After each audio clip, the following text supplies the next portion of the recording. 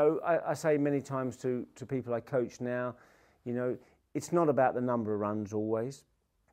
I was very lucky to get a 100, very fortunate to be in a position to have enough time to score that, but it's the ability to supply an innings, compose an innings that eventually helps your team win the match.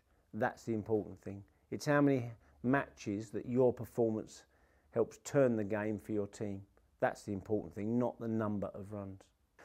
Well, you do think of other things in between overs and whatever, but you know, I would try and employ the principle, which I've talked about now, is you try and take one ball at a time.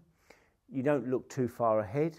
You don't look to, when you go in, start a play, you don't think, I'll look to play till lunch. You think, well, I'll deal with this over and then I'll deal with the next over and so on.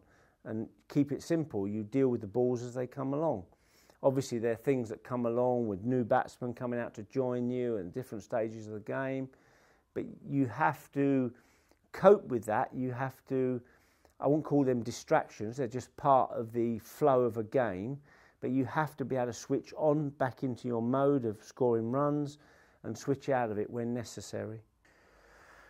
It's difficult to remember exactly, but I remember I was about 190 odd not out overnight, so I was feeling pretty good. I remember having dinner with the president of Essex, Doug Insole, and his lady Norma, and just up the road at a place called Odette's at Primrose Hill. I remember it now.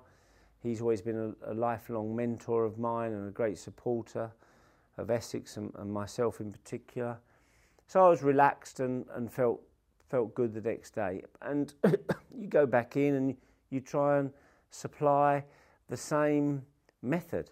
That is the key to scoring runs, is that you don't suddenly relax. You don't suddenly try and engage a different way of playing. You go on in the same way.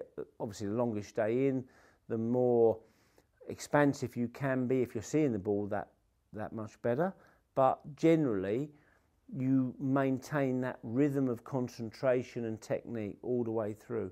And that generally is the method to score runs and also to score consistent runs. And to try and get away from well, everyone has a good day, but you have 3 poor days to go with the good day. You try and, don't have the peaks and troughs. You want to try and level it out. So even when you're not playing, even at your best and your top form, you can still score runs and supply a contribution for your team.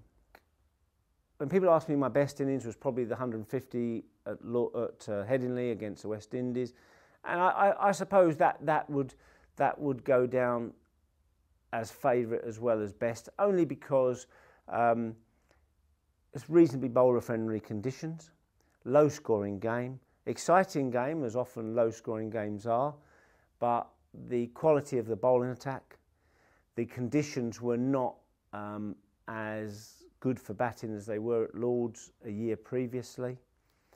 And the simple fact that, to get 150 and bat through the innings to give us enough to bowl at the West Indies, it was a special feeling, because it was never easy in that period scoring runs at Headingley. It was quite a low-scoring wicket. Produced good test matches, but runs were at a premium.